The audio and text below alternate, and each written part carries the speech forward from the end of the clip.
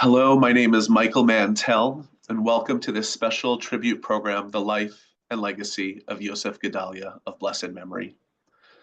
I first want to say that I've never had such a response from people about any program I've shared. But for this program, I've had friends and people I don't know responding saying that they knew Yosef or heard of Yosef's story. So I'd like to thank them all for sharing those beautiful words. I also want to thank our partners on this program, the Rededication Project, and Mothers Against College Anti-Semitism. Thank you all for being here, those who are joining us today and those who are viewing this recording.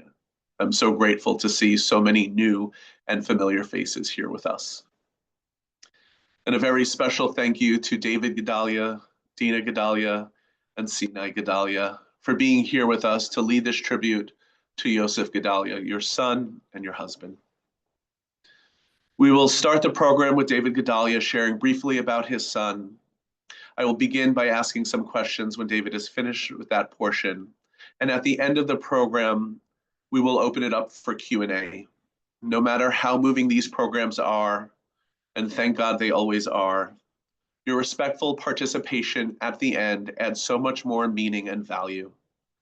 At that time, please feel free to raise your virtual hand using the hand raised emoji for me to see and to call on you, or you can mute yourself to ask your questions directly, or I can share your questions and comments that you've written in the chat, and you can please feel free to write in the chat throughout the program. Before we begin, I want to share one short prayer and one announcement. May God bless and protect us, the IDF and our soldiers who guard and protect us, Israel, and the Jewish people. And may God have mercy on all people in distress or captivity, and may he bring our brothers and sisters out from their suffering and bring all of our brothers and sisters still held hostage home. May he see lasting peace for our brothers, sisters, and allies here in the United States, in Israel, and around the world. And for our quick announcement, it's a save the date. On Tuesday, November 11th at 7 p.m. Eastern Time via Zoom, please join Mothers Against College Anti-Semitism and the Rededication Project for a timely webinar from Hasbara to Strategy, Rethinking the Information War Against Anti-Zionism, featuring Dr. Naya Lecht. We have spent years trying to set the record straight about Israel, yet the hostility keeps growing. Why? For decades, the Jewish world has fought anti-Israel sentiments with facts, assuming our challenges was misinformation. But what if we're fighting the wrong war? Join scholar and educator Dr. Naya Lecht as she examines today's anti-Israel discourse to Soviet and Arab propaganda and argues that to win this war, we must stop explaining ourselves and start unmasking the disinformation machine that has made Israel the villain in someone else's story. This means exposing anti-Zionism as the hate movement it is, along with specific libels waged against Israel and the Jewish people. We hope you will join us for that upcoming program. And now I'd like to once again thank you all for being here and your continued support of these programs. And again, thank and welcome David, Dina, and Sinai Guedalia. David, the floor is yours. Thank you. You caught me off guard with my son thing, that I should talk about my son. There's definitely an element of our son at this point. Our son, definitely Dina, David, Sinai's boy, and he's also all of our sons. But we had the honor of having him a little boy. So here he is as a little boy playing basketball. And he played basketball, he tried. He was kind of small. And when he joined the team, he was relatively small to his friends. He also worked out. So his older brother was pre-army training. And here you get to hear Asher, the oldest boy of the family, train Yosef. Knees together, no bending, knees together. As you can see, Yosef was a little bit skinny. Asher is built very differently. Nice, knees together. But doesn't stop Yosef from trying. Go. And then he got bigger. He's still kind of skinny here. This is our backyard. I'm guessing he's about 17 here. And this is him with about 50 pounds or 60 pounds of weight. So working hard is like a little traditional thing here. And Yosef worked very hard. It was very difficult for him to put muscle mass on. And he, one of his difficulties, not that he ever complained, but one of the things he noted was that when he would spend a week in the army going out and operating, he'd come back, he had lost weight and he wasn't able to put it back on very quickly. Just for context, I actually saw Ilan Oz's here. This is from Camp Amichai. That's Yosef jumping over Hirsch, Poland. Our circles are very, very small. In our neighborhood, our immediate neighbor, their son, Elisha, was killed in Gaza. Down the block, two of our neighbors' sons were killed in Gaza. And down the hill, there's another boy, Zimbalist, who was killed also in Gaza. So we're talking about within a 2-block radius at most. He also played basketball, but he was really good at Frisbee. Frisbee was his game.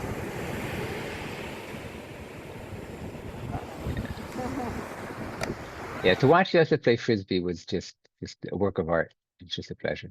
And here's Yosef and Sinai. So we have the real Sinai in the corner there, but Yosef and Sinai on one of our favorite family activities, which is hiking to Jerusalem. So twice a year, we'd go up to Jerusalem. Originally, it was like a 40-kilometer hike, 25, 30 miles. And then we narrowed it down to about 30 kilometers. So it's about a 20-mile hike. And in this picture, which you don't see, is that the night before, Yosef had a stomach virus, but we made it. Okay, so Yosef and Sinai married a year. This is the picture without the other side. So Yosef in the middle. I don't know if you can see my mouse. Can you see my mouse? Right? You can. Okay, excellent. Great. So I'll do left to right and right to left. So Asher, our oldest son, we have 3 boys, Asher, Charlie, Yosef, and then 4 girls, Shira, Yaeli, Esther, and Elishava. Sinai should be in the picture. She's right over here. We love you, Sinai. Sorry, you're not in the picture. Asher is a combat soldier in the Special Forces. Charlie is a combat soldier in the Engineers Corps. Yosef was in Duvdevan, which is in the commando unit. Shira is married to Yonatan, who is a paratrooper. And Yaeli's married to Didia, who's in the Marines, Givati. And Esther just recently got married to Yair, who is now in Chativat Hashmonaim. Before that, he was in Golani, which is infantry. And Lisheva now is 15. So she has a while to go still. Very proud of the family. It is my opportunity to take a little gavat yechida, as they say. Asher has a 2nd degree in computer science. Charlie has a degree in physics. Shir has a 2nd degree in economics. Yeli is a nutritionalist. Esther's in university now. Sinai's in university now. On the 7th of October, all the boys went into combat. So Asher and Yosef went south. Charlie went north. He went up to the Lebanese border. Yedidya went to his base, and then he went, I think, north. And Yonatan ended up going to Ayosh, Judea and Samaria for border activities. That was a very difficult moment. The moment when, I'll talk about it in more detail soon, where Yosef went at 9:15, Asher had gone earlier, about 8:15, Charlie about 2:30, Yedidya about 10:30. That was kind of hard. All the boys were out. I like to show this picture because it has a lot of context to it. But in the short version, Yosef came out of Jenin. So he spent 3 days in Jenin. There was an operation there called Bait Vagan, House and Garden, where new technology was utilized for the first time. Yosef was a drone operator, and he had developed new methodologies of urban combat with drones. And for the first time in a large combat scenario, they had used them in Jenin. And I was told afterwards that the things they did there manifested in the battle technique and in what they were able to do in Gaza later on. So he comes out of Jenin. On the way out, unfortunately, one of his friends was killed from Megoz. So he went to Har Herzl to the funeral. And from the funeral, he and Sinai came by to visit the new baby, which is Asher's baby, Ayala. And in my mind, this picture typifies our life to a degree where there's nothing really normal about our life. Like, I don't know how to put it in context other than say, this is our life. Yosef received a Tudat Tztenut. He was an excellent an excellence award. But it's a typical Yosef story because he didn't really tell us. It was like a mumble, mumble, mumble. I'm going somewhere. I have to go somewhere. Where are you going? Eventually, mother figures out what he's doing. And the subtext of this one is why did he get the award? So I asked the commander of the commando unit because it's for the whole commando unit. It wasn't only Duvidavan. Duvidavan is one of 4 or 5 units within commando. So out of the 3,000 soldiers in commando, Yosef was the primary fighter, and which sounded kind of strange. My son, we didn't think he fought. He was a very sweet boy. Why would he ever carry a gun was a mystery. So I asked the commander, I said, what did Yosef do to get this award? And the commander looked at me and said, Yosef is Yosef. I said, but yeah, but he did something. And they said, no, you don't understand. Here, we just say, be like Yosef. Because that was Yosef. There's a Yosefness. Everything he did quietly, he was the first to volunteer, the first to get it done, always done the best way. And people around him just wanted to be better and do the right thing. Turns out he also was quite a fighter. He was the most active soldier in the Israeli army. Duvdevan is very active. They go out almost every night. Yosef's team was the most active team in Duvdevan. He went out on over 150 life-threatening missions in a year. These are his 2 friends with which he developed the urban combat technologies. And then there was this side of Yosef, the uncle, the learning, the boy who always, just a boy. He carried books everywhere, it seems. This was new to me, but he was quite diligent, not to waste a minute, not to waste a minute. This picture, when I talk about this picture, the thing that strikes me, which is not so obvious, is the green jacket. He wore the green jacket even in the summer because he was always cold, because he wouldn't sleep. He literally would go out night after night, and during the day they'd be planning the next mission. And I asked him, I said, Yosef, how many hours did you sleep? Because he had headaches.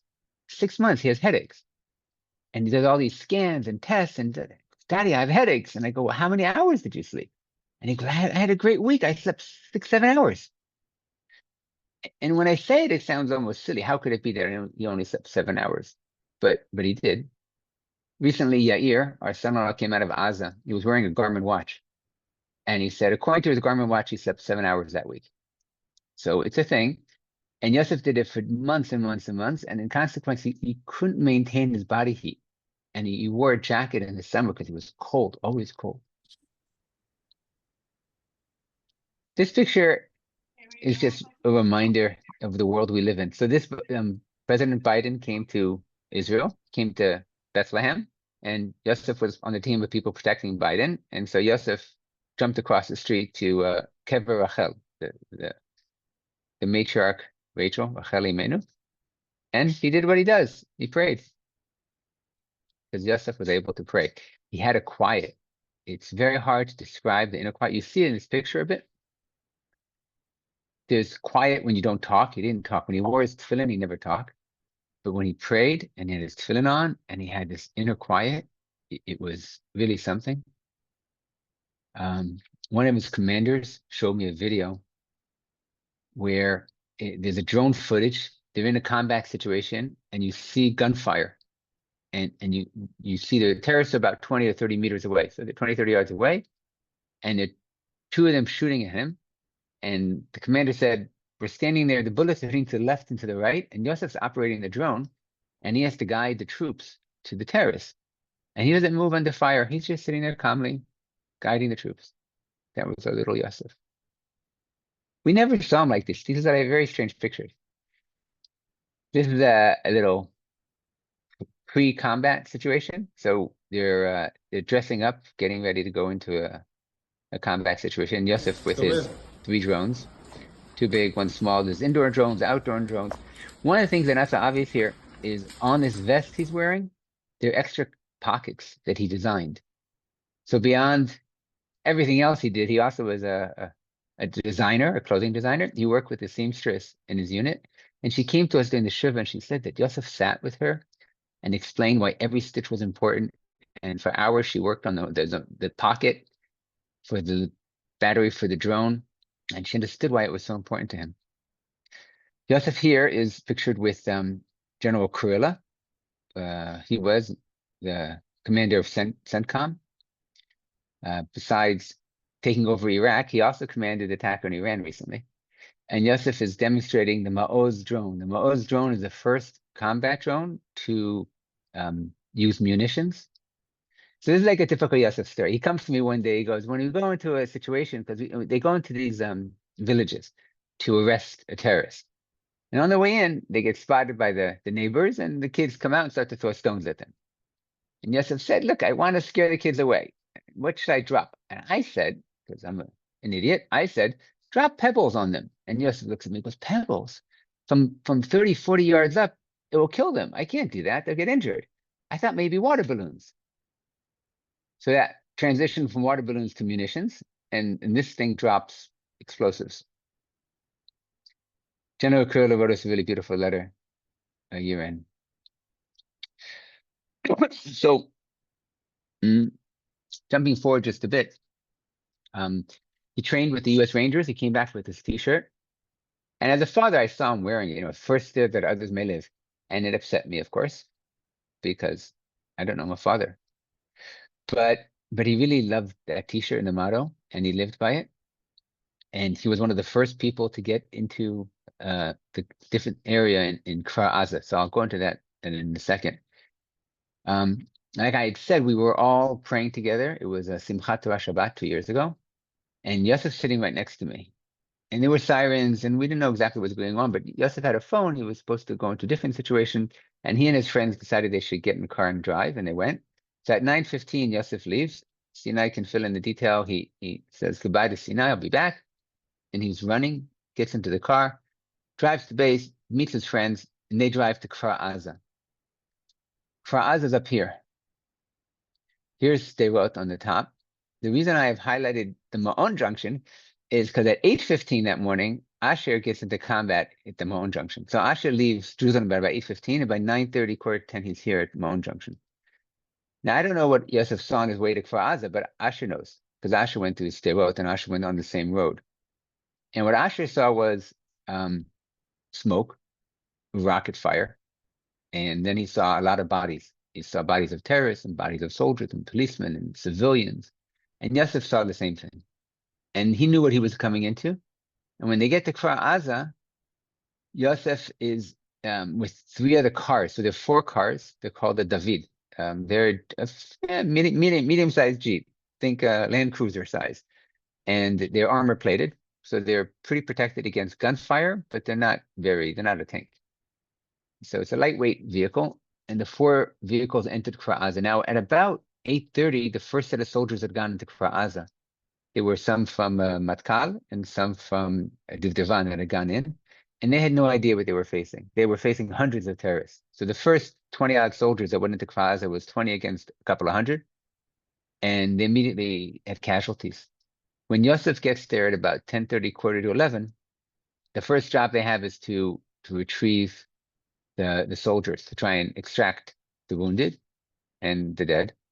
And they go in, and the vehicles get hit a lot, and they don't function so well. By the end of the thing, there's really only 1 car that's functioning, and they regroup. So then there are 4 people in each Jeep. So now you have a Jeep that has 4 people in it. In the front, you have 2 people Yosef doesn't know that well, Nachman and Hosh. And the back is Yosef and Guy. And Yosef and Guy have slots where they're shooting from. So here's a aerial photo of Kfar Aza, which is not the highest quality, but I'll give you an idea. And what we see here is the natural way to go into Kfar Aza is you'd come in on this road here that I'm pointing at now.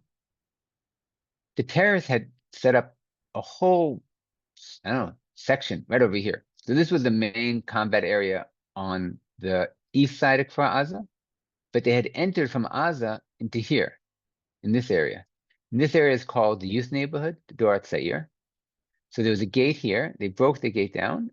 From here to the city of Aza is about a mile, a little bit less. So it's about a 20-minute walk. And at the time Yosef comes in, it's basically maximum terrorists, minimum soldiers. So there are somewhere between 250 to 500 terrorists inside Kfar Aza. And there's somewhere between 30 to 40 combat soldiers.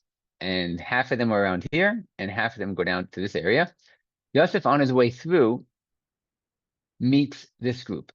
So they're driving into Kra'aza. One of the stories I heard just as an anecdote of what was going on is they're coming in and there are 5 terrorists in this type of a scenario where their houses. In a minute, you'll see the video. And they kill 4 of the terrorists from the slots in their car, from the firing slots, but the 5th one hides under the car. So Yosef opens the door and kills him at point blank range. Then they go forward and they come to this area where there are 4 Israelis, a civilian, a policeman, and 2 other guys, and one of them is very severely injured. His name's Yaron. Hopefully this isn't too loud. There's a little bit of gunfire coming up. So this is the David that Joseph's driving, where the video was taken in on the 7th of October, as you can see, at 1:10. This vehicle number 3. The policeman is saying there's a wounded person here. I need cover fire. So now we're going to hear the cover fire. He's afraid that the terrorists are everywhere around him. לשם יכול להיות שיראו גם כן. אני צריך שתהיו לשם. בוא, אני לוקח אותך עכשיו. So the man lying on the floor. יאללה, אני חוצה קנה. יאללה, בוא. נראות. חכה, אני עוזר לך. חבר'ה, צריך עכשיו לקחת אותו לג'יפ. יאללה, בוא ניקח אותו. רגע. בוא, נמרים אותו. בוא. שנייה. תרים רגע, תרים. שנייה. He has 2 bullet holes in his lungs. יש עוד כוחות פה באזור.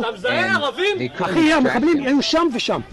שם יש לנו כוח עכשיו בתור המבנה. יופי, יש עוד כוח, נראה לי ששם יש פה מחבלים איפשהו, אלא אם כן הם אבזו גוף. צריך לתאר את המבנה הזה.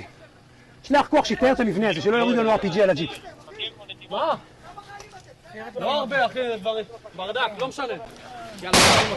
The person carrying the wounded civilian here, that's Yosef, that we see. תן לי יד אחת. And he's מצד carrying שני, Yaron. מצד שני. Now, I've met Yaron. Yaron says he's cracking a bit. He's going, oh, it hurts a little bit as they put him in the Jeep. And then Yosef goes up there and goes, sir, are you okay? Can I get you anything? That was Yosef. So they put him in the Jeep, they bandage him up, and then they leave Kra'aza. There's another civilian here, and then they turn around and they come right back. So they jump into the Jeep, and boom, they go right back. 1:30. So now 1:30 on October 7th, Kra'aza's got bunches of terrorists. This is a video I kind of borrowed from the people of Kra'aza to give you an idea. So the green dots are the terrorists, the Hamas. This is the youth neighborhood. You see there are like 2 rows of houses here. Yosef and his team in the beginning go between the 2 rows of houses and they're shooting, and the terrorists everywhere. Now by this time at 1:30, almost everyone has been either kidnapped or murdered in this neighborhood. 1 person is here hiding out inside his house, Bar Kislev. Everyone else has either been, as I say, kidnapped, murdered, or there's 1 that escaped. Who that escaped? There's a gate here, and this is where they came in from, and there are these row of trees. The terrorists have set up a logistics center here, hidden by the trees, where they kidnapped the civilians, brought them out here, and then drove them over to Gaza. Like I said, it's about a 20-minute walk. They had a car. There's a video you can see where Yotam Chaim is being kidnapped right over here. Yosef and his friends, they came here, they went between the rows of houses, and then they come around the other side. As they approach this area where the large tree is, they get hit by an RPG, a rocket-propelled grenade. The Jeep goes on fire. 2 of them go to the left. Yosef and Guy come out in the Jeep on the right-hand side. This is what that neighborhood looked like afterwards. It took 3 days to clear out the youth neighborhood from the terrorists. There was 3 full days of fighting. Again, I think at this point in time, you can assume about 100 to 150 terrorists here, just in this neighborhood. I was told recently in Kra'aza, the terrorists were all the hardened terrorists, the Nukhba terrorists. There were no civilians, so to speak, from Gaza that had come in to try and pillage. It was only the terrorists. One of the questions that in Berry down the road, civilians had entered, and one of the reasons we think they didn't come to Kra'aza was because of Yosef and his team. So Yosef and his team were here, and on the right side of the picture, and the Jeep is on fire. Yosef and Guy Parks, his friend, they get out, and immediately grenades are thrown at them. Guy Parks ends up jumping to this neighborhood, but Yosef is here, and We learned later, a year later, we found out that what he did after the second grenade was thrown, he charges the terrorists at this gate, beyond the gate. So he ran about, I don't know, 70, 80-yard dash, maybe more, across into a group of terrorists.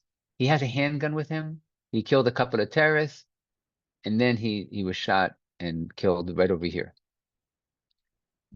Now, his friends didn't know. They look for Yosef. They can't find him. They expect him to be with him in this neighborhood, but he's not there. A police car comes down this road, and the two friends that were next to the building, Harush and Nachman, join Guy. But as they approach the car, a sniper, terrorist sniper, shoots and kills Harush. Harush is evacuated. Guy and Nachman remain for another 20 minutes. Then they're evacuated. Still no sign of Yosef. 3-4 hours later, Yosef's friends come and they put up a drone just to patrol the area, and they identify Yosef's body. They see, and you have to remember, the terrorists are dressed up in as Israeli soldiers. They wore the same uniforms. There's stories where they behaved like soldiers and they spoke Hebrew. So that was part of the technique. And at this stage, his friend Ehud Scheffler, puts up a drone, and he spots an Israeli soldier face down, but he spots the vest and he recognizes the pockets. He goes, "Oh, that's Yosef. I found Yosef." He sends a team of Golani in. Meanwhile, more terrorists had come from Gaza, and they were kidnapping Yosef's body towards Gaza. The Golani soldiers come, they kill those two terrorists, and they retrieve the body. So all this happened on October 7th, which is Shabbat. This is one of the rooms. If we go back here on this side, this is where Yotam Chaim was living, which is just on the right-hand side here, like the second car in. It's right over here.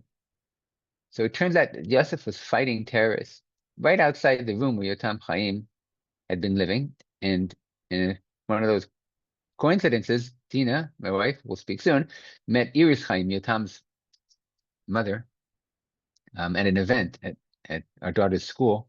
This is why Yotam was still alive. It's a long story. I'll let you watch the YouTube.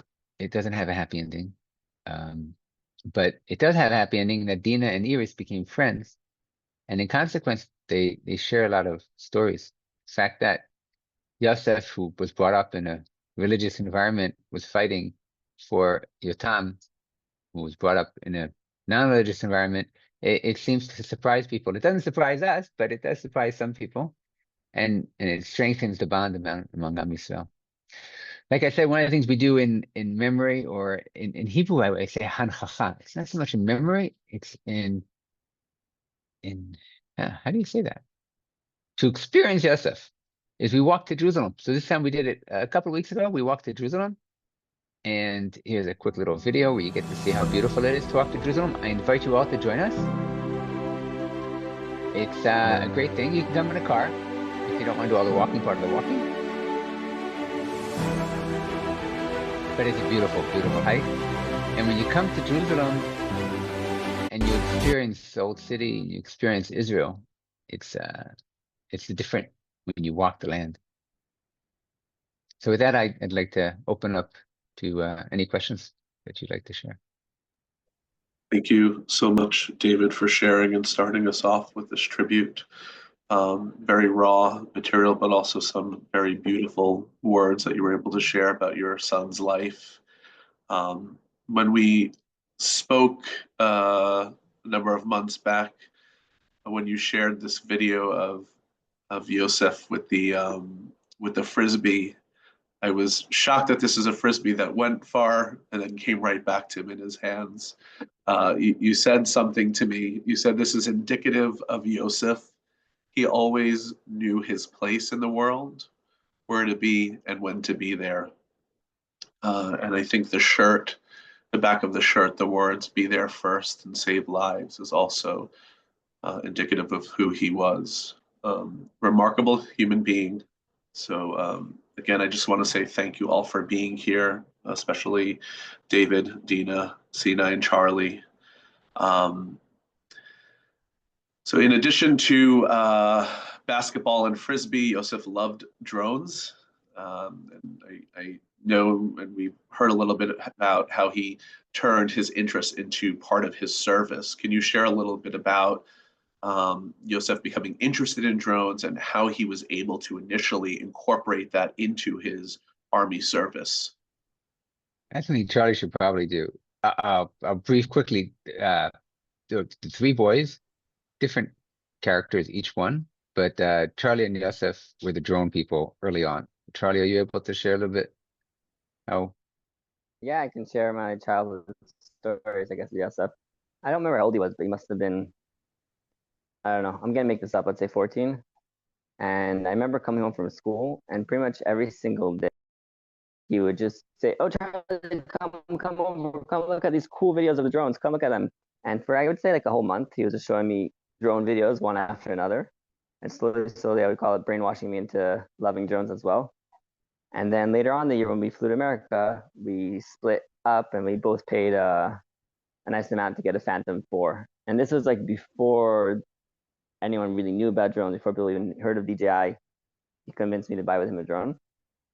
And a funny story with the drone is we were in America flying the drone, and I guess there was a period of time when you're not really supposed to fly drones above bridges.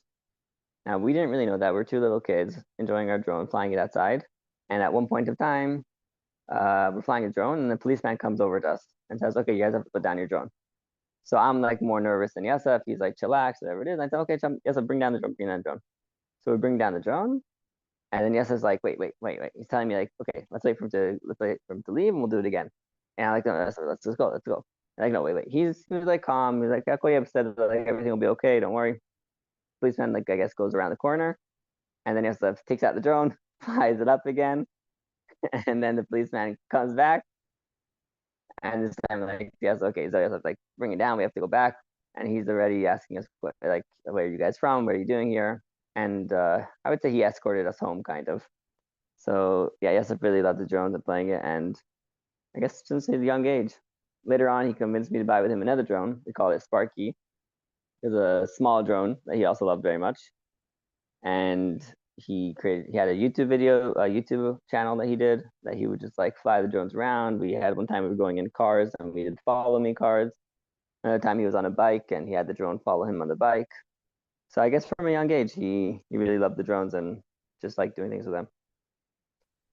That was I'm pretty sure though, part of the correct me if question. I'm wrong. I'm pretty sure in the Army, when he was assigned to work with drones, that was just a coincidence. They didn't know that he had a background, or am I right, Sinai? Oh, they actually did know. He didn't Oh, want to did do drones in the army. And he didn't mention it to them because he was hoping that they wouldn't assign it to him. And they saw his YouTube channel and they said, "You're doing Oh, well." really? Oh, Yeah, nice. and he ended up loving it, but it wasn't what he was expecting to do. And he definitely became a lot more skilled in it through the army, but it was from a young age. Yeah. Yeah, he was an entrepreneur in spirit. Like the plan was, well, also we'll get a drone and we'll convince people that we'll do for them footage and they'll pay us. I think we even got like one job that he flew and I was invested in, so I got like half the amount. It was very cute. Yeah. Definitely an entrepreneur spirit. Yeah. But he did help, it sounds like, build this drone operative within his unit, at least. Is that correct? Like helped Yes. develop. Yeah. That's So pretty. there's a lot of science that went into it.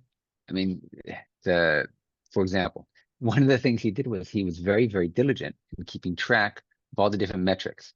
So much so that he had the Divan unit, Army unit, hire his brother Asher to write a program so they could better log everything they did. And after a year of logging everything, they had it down to a science. Things like at what elevation you take you start. You go into this village, and this village you get at this elevation, 10 feet off the ground is when you should launch the drone. Very meticulous, very scientific. And in addition, there was the combat aspects of it. He developed this technique where there's a drone operator, and the drone operator has his head down looking at the unit. And then there's a commander who's guiding him. And this is under combat. So they're walking in an environment where they're under fire. And the drone operator and the commander work together in a very specific way. He also developed a better way to communicate within the team, because the team says their strongest muscle is memory. They need to memorize every building in the village that they're going into from 3 different angles: from above, from below, heat, thermal, etc. And so their team had to develop short codes to memorize, and he was able to bring the memorization task down from 4 or 5 hours to about an hour, which was a very big deal. So these were things he had initiated. In addition, he did the indoor. He's the first to fly an indoor drone. There's a picture of him flying an indoor drone. There's some technology he had developed there where he had figured out he could use the indoor drone to actually open doors inside the house. It was little things like that. It went on and on, but Remarkable. Thank you for sharing that. So we heard a little bit about Yosef as a young boy and developing into the man that he was. Sinai, can you share how you and Yosef met and your relationship from there? Yeah, of course. I grew up going to Camp Moshava in Pennsylvania, and I went every summer through the age of 20. Um, and through Camp Moshava, I made a lot of friends that lived in Beit Shemesh, grew up in Beit Shemesh. And often we would just be talking about people in common, and the name Yosef Guedalia kept coming up. This was when I was like 14. And so I always knew the name. And then we ended up meeting when we both worked in camp when we were 19. And we realized that we had a lot of shared interests. I remember one of our first like truly meaningful conversations was about Rav Kook. We had both just come out of a year in seminary and yeshiva, mechina.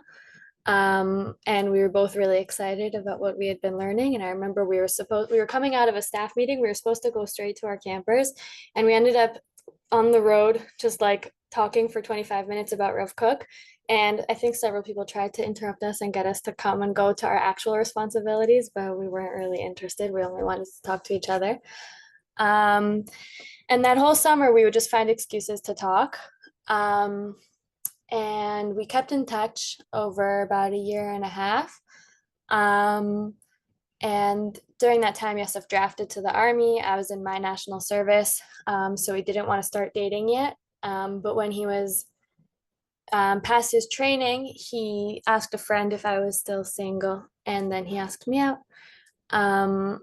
And throughout our whole dating and marriage, he was always in the army. And by this point, he was through with training, so he was on missions. And with time that the unit understand how integral to their success Yosef's team was, Yosef went on pretty much every mission every night. So we had a very unique marriage. But it was for me a huge honor to be part of something, you know, in the small way that I was, something so important and meaningful, and it added a huge layer of meaning to our marriage. But under all of that, I guess if you were to say like the deeper level of it was we were just best friends, and we had so much fun. We would laugh at the weirdest things together. We loved being outdoors together. Yosef loved showing me new places that he had discovered while he was on his missions or that a friend had told him about. That was like our first few weeks together. He was just showing me a bunch of new places, and that's like what made me so excited about being with him, that he was so excited to show me this beautiful country. And we really had like a shared vision for what we wanted our lives to be like, and it started with what it already was, dedication to the nation, and simultaneously loving every moment of it. So it was hard, I won't lie, it was very hard sometimes. You know, most nights my husband wasn't home during the day, definitely not. But it was so worth it. Like we had the best time together. Thank you. And how did you support each other during that? It's such a challenge being newly married and during this time of training and military service. It's a good question. Actually, not many people have asked me that. A lot of the credit really goes to Yosef. Like I often would end up at home very upset, very emotional, really, really hard to be the one waiting. And Yosef would just be so encouraging and so proud of me for doing my part. And I was so proud of him for doing his part. And I think that mutual pride in each other and what we were dedicating gave a lot of appreciation and respect. And we always felt like we had each other's mutual backing. And every decision was with that respect already there. So the love, the respect, and the genuine passion for what we were doing made it doable and special and an easy choice. Beautiful, thank you. And you seem to have a very similar demeanor. I never met Yosef, but from what everyone tells me, just this beautiful soul, and Thank I you. hear it in you. That's a big compliment to be told that I'm similar to Yosef, so thank you. This for all of you, for the family. Speaking about Yosef can't be easy, but also when you speak about Yosef, I assume there's something very powerful about sharing his life and legacy with others. Not everyone can do it. And David, I know you told me when we spoke a while back that this is now part of your life's mission to share Yosef's story with the world. So I'm wondering if you guys could share a little bit more about what this is like for all of you. If I can say, I I have a hard time sharing about like the story of what happened on October 7th. For me, that's one of the hardest things.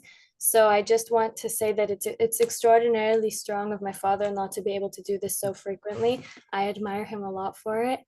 Um, and it is so important. And for me, even listening to it is hard, but I am so proud of Yosef that it's a huge privilege to be able to share about him. And for me, even when I'm sharing about him just with friends, which is pretty much on a daily basis, I feel like I'm keeping him right next to me.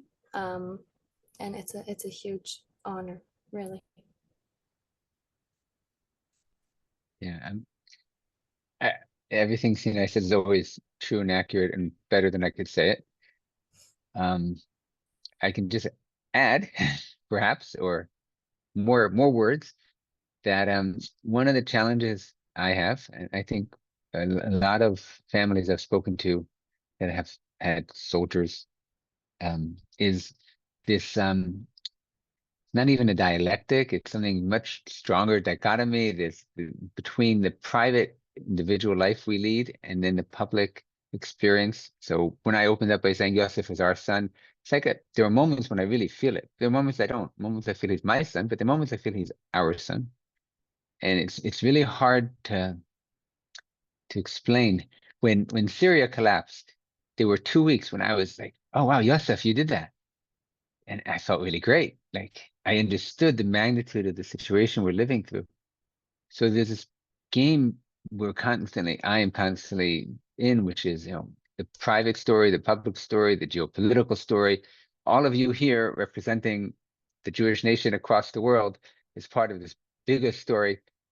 So when I talk about Yosef in public, it's my cheat. It helps me connect to the biggest story, which is much easier for me to deal with than my own private story. Tina, maybe you want to share a thought there? Are you able to? Yeah, hi. So I think I connect very much to Od Yosef Chai. That's my place. We were told about Yosef like 2 days after he was killed. Only on Monday evening we received the news, and we had 2 days till we could bring Yosef to burial. That was because of the situation that there were so many soldiers that need to be brought to burial at Har Herzl, and we had half an hour to bring Yosef to burial. So that meant I had a very short window to speak, to say I hesped. And there were two things I said in the hesped. One of them was that, I've been in Israel since I'm young, since I'm 10. My parents made Aliyah, and I've witnessed imahot shkulot, bereaved mothers, and I couldn't picture myself being part of that world. I just couldn't fathom it. And I said, well, who am I? What am I? I said, I can't be a bereaved mother. And the thing that came from inside, from deep within, was, Ani em habanim smicha. I am the joyful mother of the boys, of the sons, the children, the joyful mother of children. Now, I have to say that when I said that at the Levaya, and that that emotion, that feeling, those words, they just came up from deep within. I didn't really understand the depth of what that meant. And I think that that's something that over the past 2 years I'm experiencing, and I see how true that is. And I think sharing Yosef with the world is so when we share Yosef, I mean, like David said, it's like all the boys that, you know, gave their lives, they're all part of this, something very, very unique and special, that as mothers, and I've we're all one, and I think we have this connection with the people, with the children, that they're all our sons, and we're so proud of them. And the other thing I said was that I continue to sing the song Od Yosef Chai. There's a midrashic woman called Serach, the daughter of Asher, and she appears in the midrash. She sang the song Od Yosef Chai when Yosef was brought back to Yaakov after 22 years.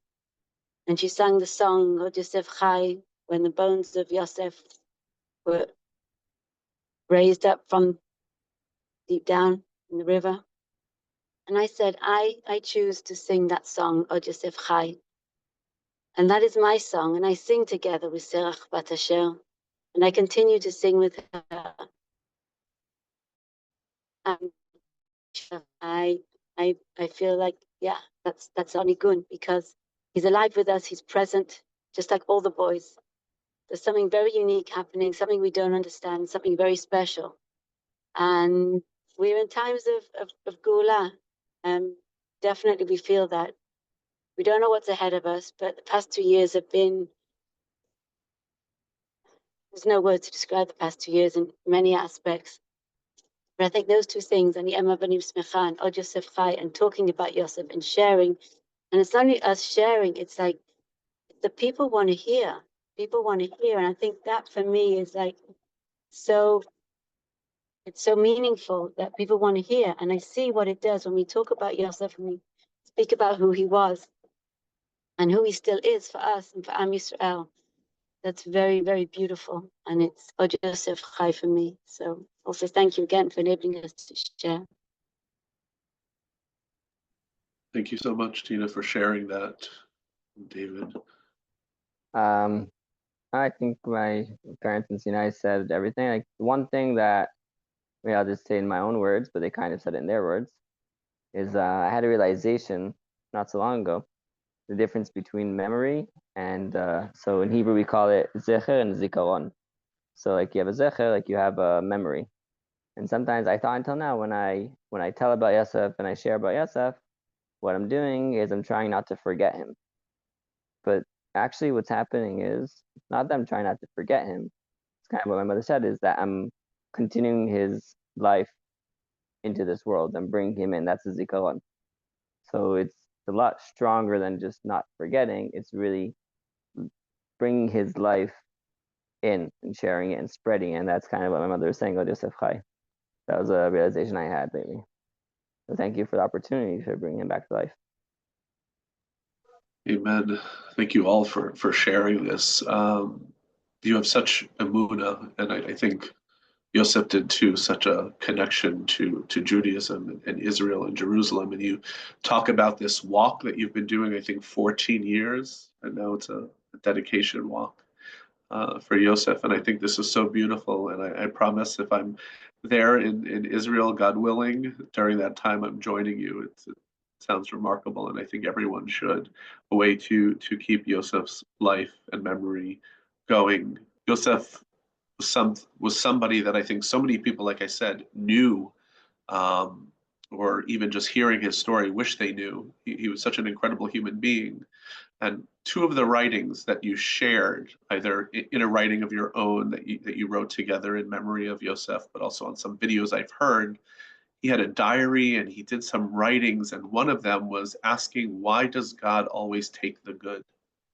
And then another writing he did was the meaning of Yom HaZikaron, Israel's Memorial Day for fallen soldiers. And I was wondering if you can share some of that, a little bit more about the writings with us. Yeah, I can read the whole quote. Let me just find it. But in the meantime, I'll explain the context for it. Yosef was after high school and before the army, he was in a pre-military Torah learning program in Eli. And he loved it. He really connected to what he was being taught there. And one of the teachers, Rav Eli Sadan, he's the Rosh Yeshiva, was teaching a class about this, and these are Yosef's notes on it. I found the notes after we sat Shiva. I was living in my in-laws' house for a while, and I found it in Yosef's bedroom. And this was the page that I opened to, the first page, by chance.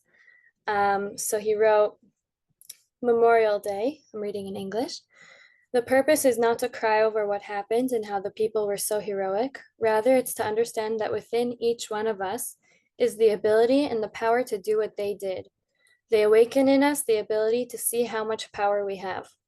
Why does Hashem always take the best people? Because when these people died, it is fully revealed to the world how special they were, and this is a sanctification of God's name. They are the righteous tzaddikim, and they die and atone for Am Yisrael. Of course, there are other reasons that are hidden and revealed to us.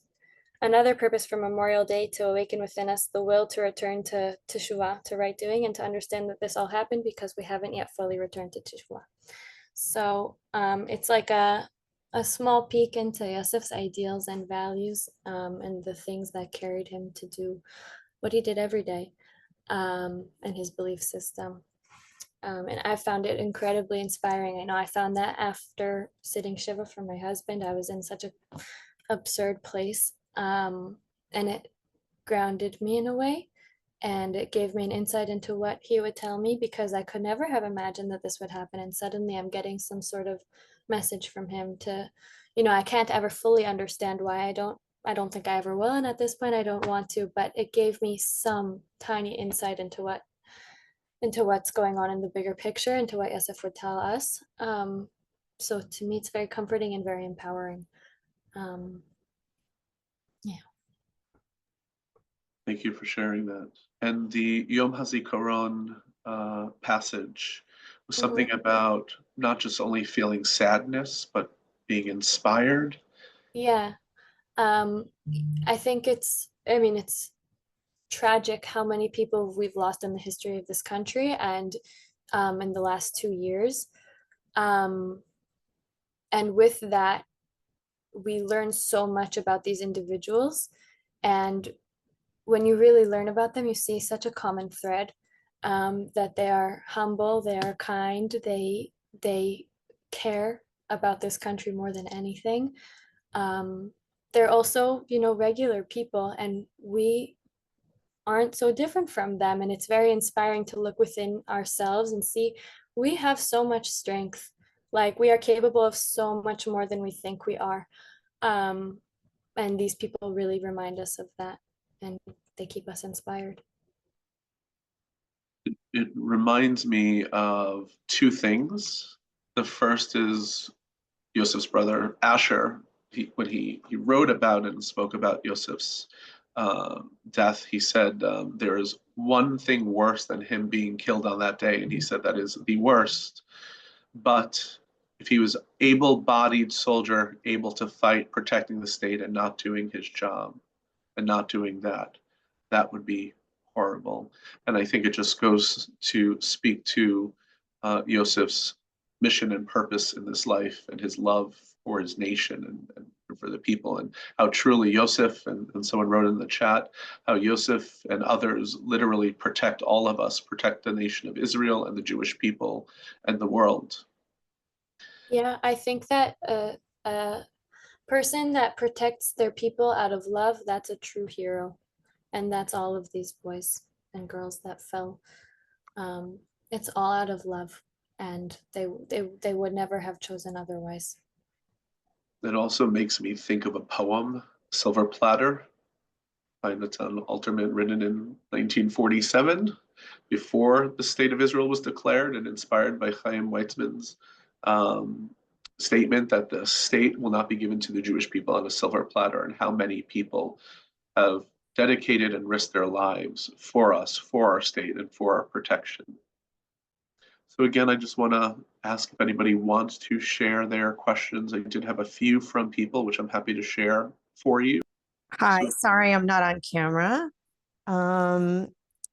I just really want to thank you for this. It's lets us get to know Yosef at least a bit. Although I feel like I know him a lot based on all of the information you provided. I just would love to know what you think, how we can honor him more. If you have any thoughts on that. Sounds like tshuva is a good start, but and maybe an addition. Thank you. Okay, I'm sure we all have it. We should go around here. Who should start? I should start. Should I start? Yeah. I'll start. Okay. I have a very difficult time with that question because I think there's twofold. One is it's very difficult for me to think about what we would call here in Hebrew, we call it a matzeva or zikaron or a memorialization. All these things are a little bit dwarfed by the reality of Israel. Right? Yosef, our son, in the generous sense, has a plot of real estate in one of the most expensive pieces of real estate in the entire world for a Jew in Har Herzl. And there's a brick. If you've ever been, there's a memorial set up in Har Herzl. There's a museum. And Yosef is a brick in building the nation of Israel. The nation of Israel is eternal. So there's very little I could add to that one. So in that sense, I don't think there's anything to really do with that.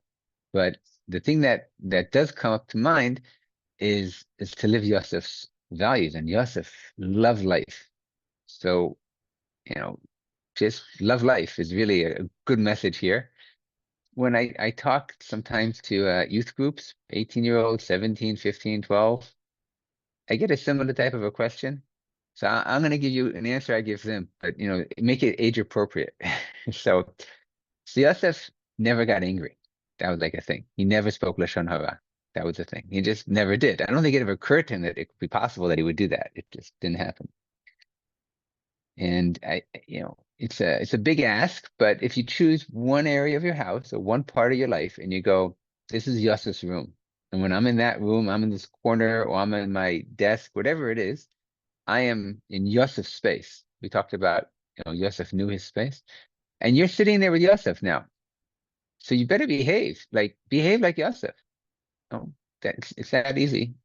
And I would just recommend, in the beginning at least, you make it a small room in your house, and then maybe with time you can expand it to more of your life.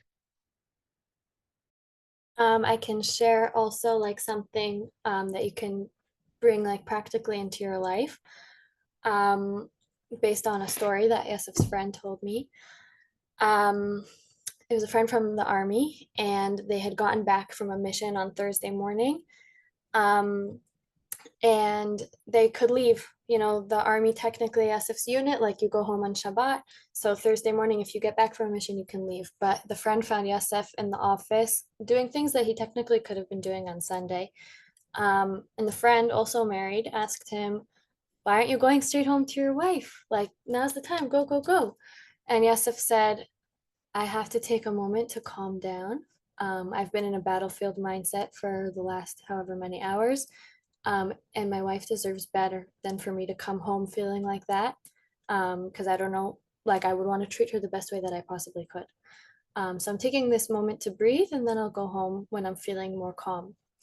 And I only ever experienced, yes, I feel like exactly like my father-in-law said, I only ever experienced him calm and happy and kind and respectful. He never got angry at me, ever, ever, ever, or at anyone. And so I didn't know just how active of a decision this was. Like, I don't think he had it in him to truly be angry, but to not even get frustrated at me because he was taking a moment to relax. And I later shared that story with a mission that had come from Los Angeles. And after we spoke, me and my sister-in-law Esther, one of the men came over to me and he said, I always struggled with taking work home. I often would come home and be still thinking about the things that I had done at work, and I would end up being frustrated with my wife and with my children. And from this day forward, your husband has inspired me to not take work home, and I'm going to take a moment to breathe before I go home, be calm, and then I'll be the best possible family man that I can be. And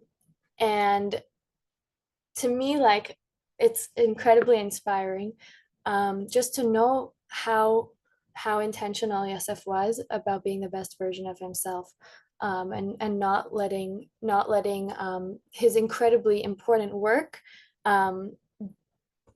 influence or dictate the way that he was at home.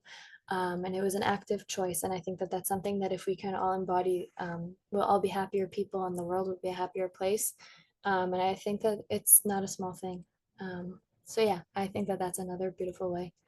And like my father-in-law said, to love life. Yosef loved life. Everything that he did was with love and with excitement and with joy, and just the simplicity of, this is the best thing ever, and loving every minute of it. And I try to keep that with me, and I hear his voice telling me, wow, this is the best thing ever. And then that really can turn any frown upside down. So I recommend. Yeah, I can also share that so one other thing we found out was that every time Yosef came back from mission, he would play a song, Moderni. And that was Yosef. He was always thankful. And I think being thankful, how can we be thankful? I think we can be thankful when we realize and we know who we are, we're part of Am Yisrael. And Yosef knew who he was. And it always seemed like Yosef, he had these traits, these midot, that kind of looked like they were opposites. On one hand, he was so gentle. On the other hand, he was such a fierce fighter.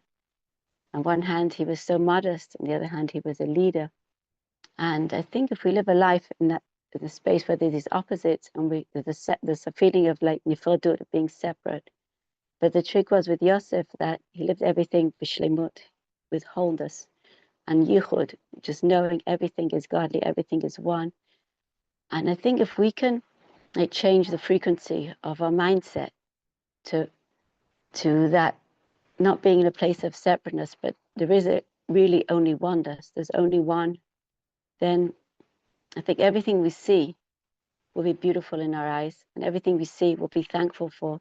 And we don't have to be in a place that we understand, but just we can not understand, but just accept who we are and what we are, and accept situations around us and accept them with joy, and not try and interpret or judge, just be in a place of yichud, of oneness. And I think that was Yosef, and that's why Yosef had so much joy in his life.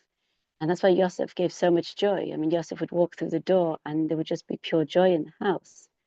And everybody wanted to be with Yosef. And everybody's word was, be like Yosef. So I think that's the aspect of being like Yosef, is that shlemut, that oneness, that wholeness, and living a life with connection, with knowing who we are, and with love and being thankful. That was Yosef. I guess I'll share. I agree with everything that was said until now.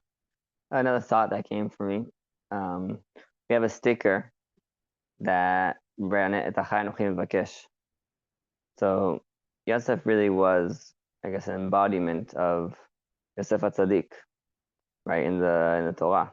He would go out and he would vakesh his brothers. He would go looking for his brothers. He'd look for Mizeh, like the 12 Shvatim. And I was saying how I just feel how the Sinat Achim already is gone, like between Am Yisrael. I don't think we have that anymore. It's like Yosef went out and searched for his brothers. We went out and searched for him. Us, the brothers, went and searched for him.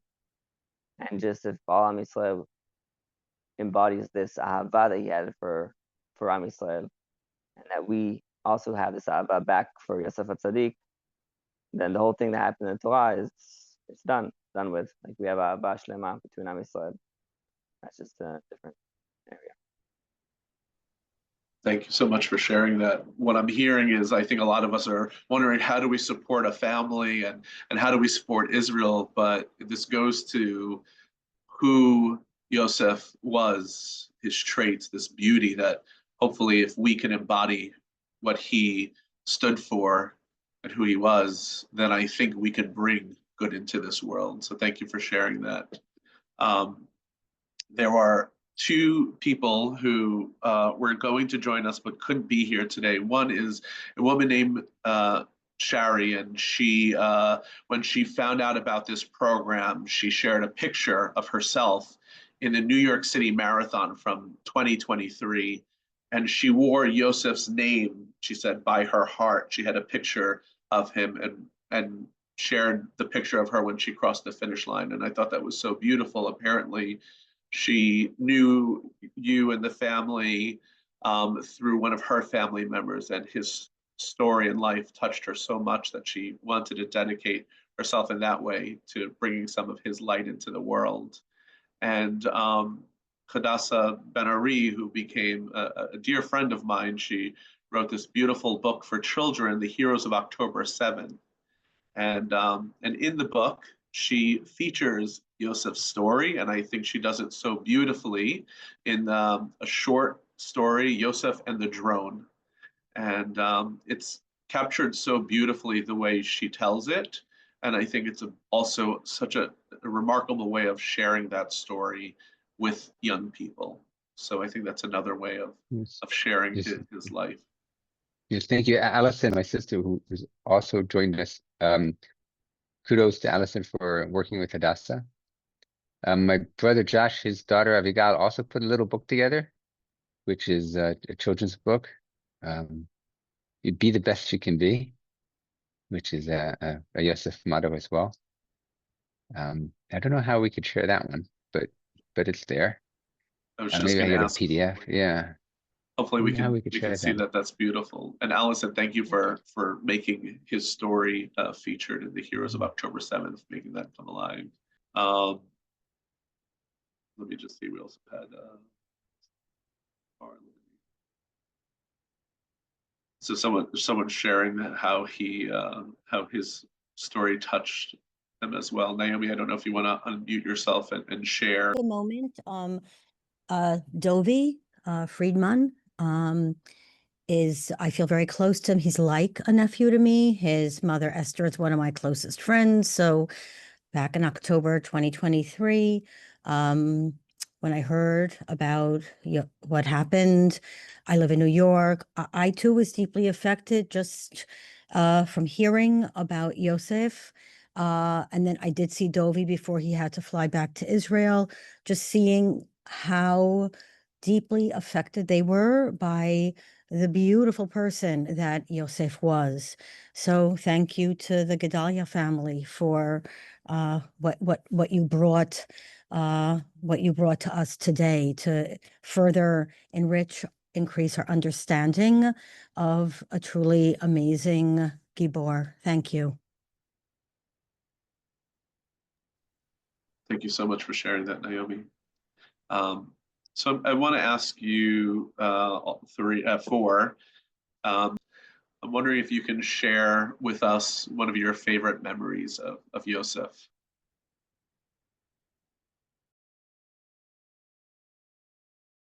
That's a hard one. Oh my goodness. I know I'm putting you on the spot. Anybody want to go first? What I'm thinking? You go first. Okay, Mommy's gonna go first.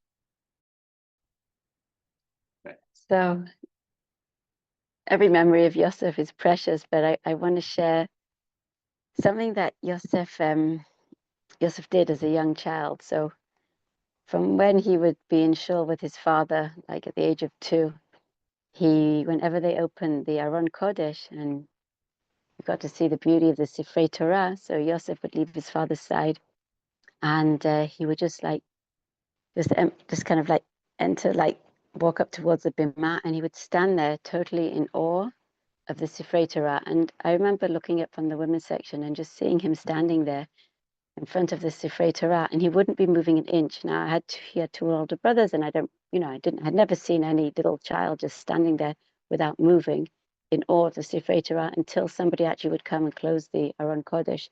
And then he'll gravitate back to David. And he did this every time we're in shul. I knew Yosef, whenever there was an Aron Kodesh and there was Ptichat Aron, they would reveal the glory of the Sifrei Torah. Yosef would just gravitate towards it and stand there in awe and not move until they closed the Aron.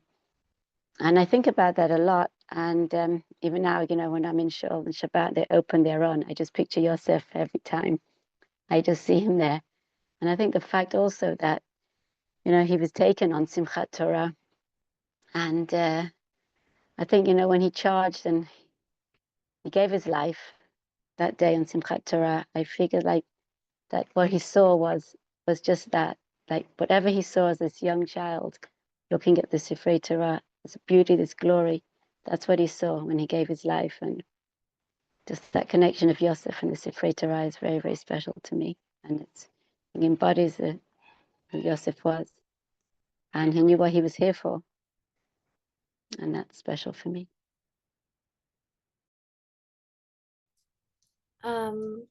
A memory that I often think about that is very sweet to me. Me and Yosef loved going to the old city together. We would go often to the Kotel. We live in Jerusalem, so it was close, and we would take opportunities to go whenever we could. And I think this was around Hanukkah time, so right around Yosef's birthday, yeah. And the old city was very crowded, and a lot of tourists were around. And it was nighttime, and me and Yosef were coming back up from the Kotel to go back home.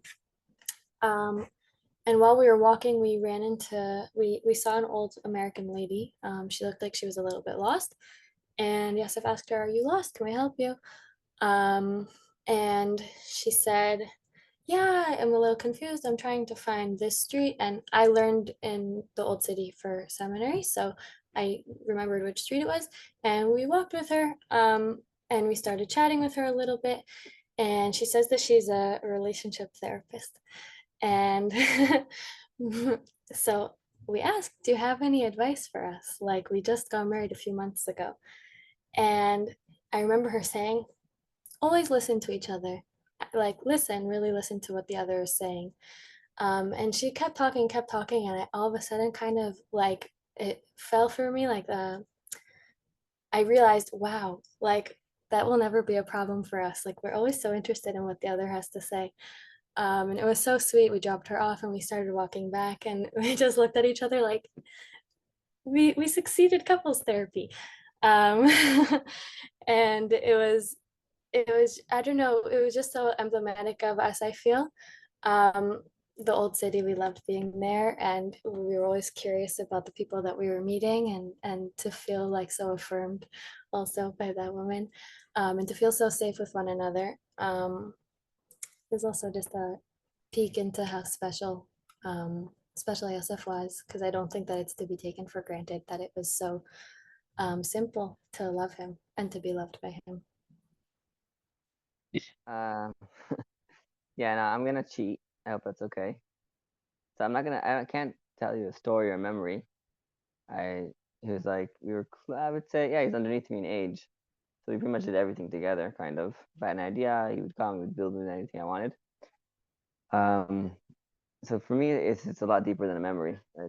I think for all of us, the whole family, and it was a schut for us to live with him, I would call it. And now it's like I even have snapshots just of him and what's behind the snapshot. That's, I think, the powerful part. So the love he had for blueberries, it's like, it's a funny thing to say, like he loved blueberries, but the thing behind the love for blueberries is way more powerful. Like they said, he had the love for life. And because I live with him, then the experience, or the chavaya we call it, that I can get from that and bring into my life is very powerful for me. So I just have all these snapshots. There's a picture of him where he's picking up his hands and he's like shouting to the sky, "Modani," or "Thank you." And it's a powerful picture. It's a powerful snapshot of him just motion, to be able to do that motion of picking up your hands and just shouting "Modani" is very powerful. I can't tell you a specific story, a specific favorite thing, but I think like behind the memory is the power. Okay, so I cheated a bit. I'm sorry. That's good. No, I think that I was mentioning, I was flooded with thoughts. Like, I'm going to cheat also. So I'm going to narrow my thoughts to the father-son relationship aspect. Kibud Av V'em. So here are two stories, very short. One is forever, as in from, I don't know, ninth grade when I was a student. I have this habit that if I see bread on the floor. I was taught by one of my rabbis in yeshiva, you don't ignore it. You put it off to the side so the birds can get to it, or wherever it could be. Show respect to the bread. And then that developed into pick garbage up off the floor. And I love all my children. Thank you, Charlie, Sinai. But Yosef was the one who picked the garbage off the floor with me. So we'd be walking down the street, and I would pause and I would see the garbage, and Yosef would be first. He'd pick it up first. And just that memory of him being so aware of where my mind was, and him continuing a small legacy that I have, it's really impactful for me.